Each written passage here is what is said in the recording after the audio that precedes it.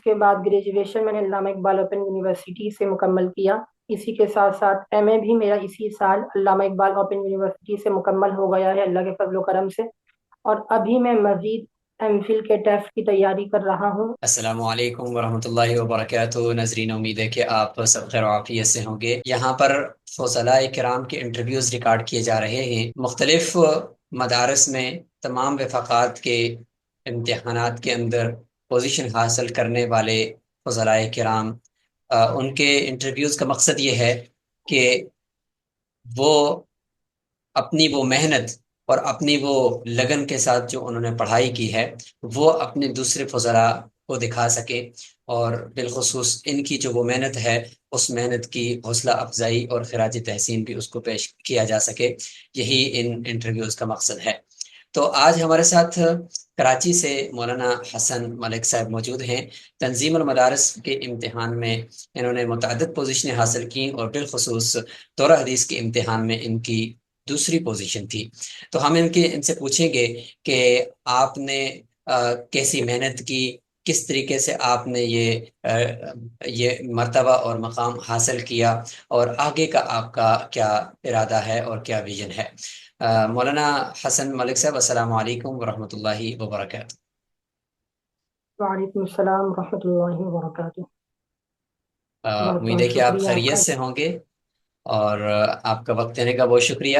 اپنا مختصر تعارف کروا دیجیے کہ کراچی میں کس جگہ سے آپ ہیں اور کس جامعہ میں آپ نے تعلیم حاصل کی۔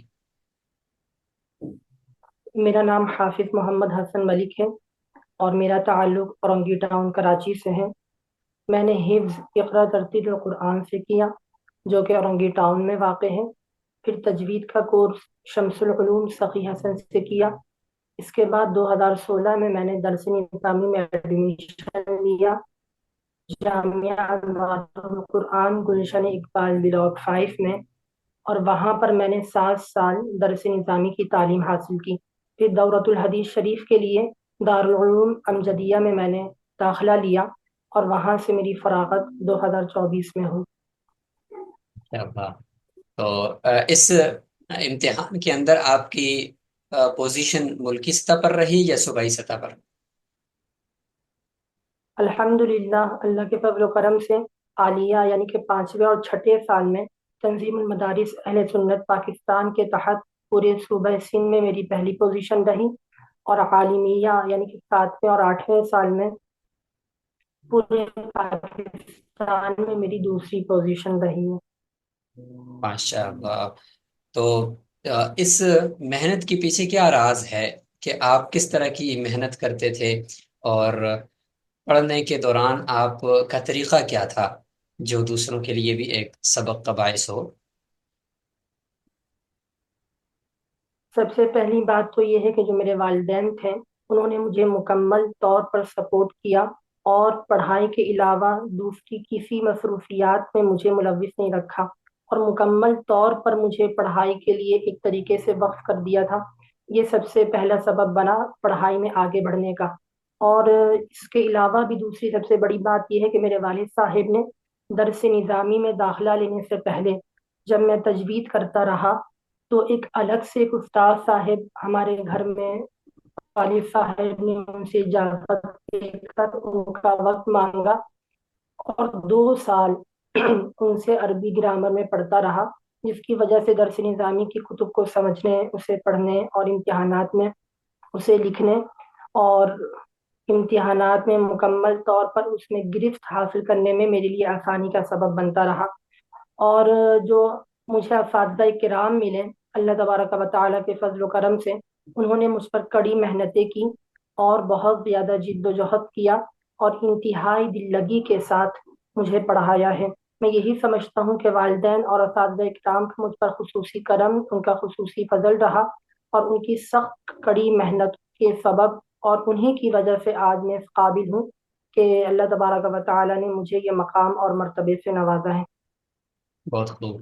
اچھا، اس اچھی استعداد کے ساتھ تو ہم نے ساری زندگی سیکھتے ہی رہنا ہے۔ سیکھنے کی جو سیڑھی ہے وہ کبھی بھی اس کو پورا نہیں کیا جا سکتا، چڑھتے ہی رہنا ہوتا ہے۔ تو آپ بتائیں کہ فراغت کے بعد آپ کا کیا ارادہ ہے، یا اس وقت آپ کیا کر رہے ہیں؟ मेरी फरागत जो पिछले साल रमज़ानुल मुबारक में जैसा कि होती है, उस वक्त मेरी फरागत दरस निज़ामी से मुकम्मल हो चुकी थी। तो इस साल मैं तखस्सुस फिल कर रहा हूँ तीनहट्टी जामिया फैज़ान शरीयत में, मुफ्ती वसीम अख्तर मदनी और मुफ्ती खालिद कमाल साहब के ज़ेर निगरानी। तो अभी मेरे तखस्सुस का साल अव्वल चल रहा है। इसके बाद अगला साल मेरा मज़ीद तखस्सुस का रहेगा साल दो, और इसके बाद भी मज़ीद पढ़ते रहना है। लेकिन एक मकसद और मतलूब ये है कि तदरीस का शौक़ है, तो इंशाअल्लाह अज़्ज़ा वजल फरागत के मुकम्मल तौर पर फरागत के बाद तदरीस करनी है। बहुत खूब। इसके साथ साथ असरी तालीम कितनी है आपकी, और आप जैसे होनहार फुज़राए कराम को एमफिल और पीएचडी जरूर करनी चाहिए, ताकि रिसर्च आपके अंदर उसका मलका आ जाए। इस हवाले से आप क्या सोचते हैं? जी, मेरी मैट्रिक 2016 में रोज पैटल ग्रामर स्कूल से रही। उसके बाद मैंने इंटर किया प्राइवेट। उसके बाद ग्रेजुएशन मैंने अल्लामा इकबाल ओपन यूनिवर्सिटी से मुकम्मल किया। इसी के साथ साथ एमए भी मेरा इसी साल अल्लामा इकबाल ओपन यूनिवर्सिटी से मुकम्मल हो गया है, अल्लाह के फजल करम से। और अभी मैं मजीद एमफिल के टेस्ट की तैयारी कर रहा हूँ, इंशाअल्लाह वजल्ला उसके एंट्री टेस्ट में भी मेरा बैठने का इरादा है।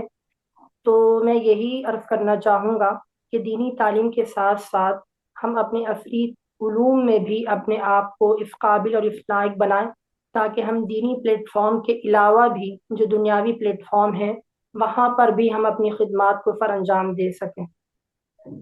बहुत खूब। बहुत शुक्रिया। मदरसा डॉट पी के साथ आपका राब्ता कैसे हुआ, और आप मदरसा डॉट पी के की इस मेहनत को, कि जो सिर्फ सिर्फ फसलाए कराम को ही सहूलियात, इल्मी सहूलियात देने के हवाले से है, तो कैसे देखते हैं? ये आपके जरिए आपका ताल्लुक मेरा व्हाट्सएप एक व्हाट्सएप ग्रुप के जरिए हुआ। उसके बाद ऑफिशियल पेज जो फेसबुक में है वहाँ पर मैंने सर्च किया। तो मैं ये समझता हूँ कि आज के दौर में दीगर जामियात वाले जो अपने फुज़लाए किराम को जो आगे बढ़ने का शौक रखते हैं, वो उन्हें मुकम्मल तौर पर यानी कि बाज़ औक़ात रहनुमाई नहीं कर पाते, और उन्हें ऐसे ही खुला छू महल को तय नहीं कर सकते, क्योंकि उनके पास अगर असबाब हों भी तो उनके पास वो रहनुमाई नहीं होती। तो मैं ये समझता हूँ कि आज के दौर में आपका प्लेटफॉर्म ऐसा है जो ऐसे होनहार तुलबा को ऐसा रास्ता मुहैया कर रहा है कि वो अपने आने वाली जिंदगी में यकीनन कामयाबी और कामरानी के मराहिल और मनाजिल को आसानी के साथ तय कर पाएंगे। बहुत शुक्रिया। आपके ख्याल में एक फाजिल वो मुआशरे के अंदर क्या क्या कायदाना किरदार अदा कर सकता है इस दौर में? इस दौर में जो फाजिलीन किराम हैं, हर एक के अंदर उसकी इस्तिताअत और काबिलियत और लियाकत अलग अलग होती है। असातिज़ा किराम या उनके रहनुमा और मुर्शिदीन या उनके दोस्त अहबाब, जिसके अंदर जो सलाहियत है उसी में उसी में ही मुकम्मल तौर पर गिरफ्त और महारत हासिल करना चाहिए। मिसाल के तौर पर अगर कोई आलिम है जिसके अंदर तदरीस की सलाहियत है, वो तदरीस के शोबे में आगे बढ़े। किसी के अंदर तसनीफ और तालीफ की सलाहियत है तो वो इस शोबे को चुने।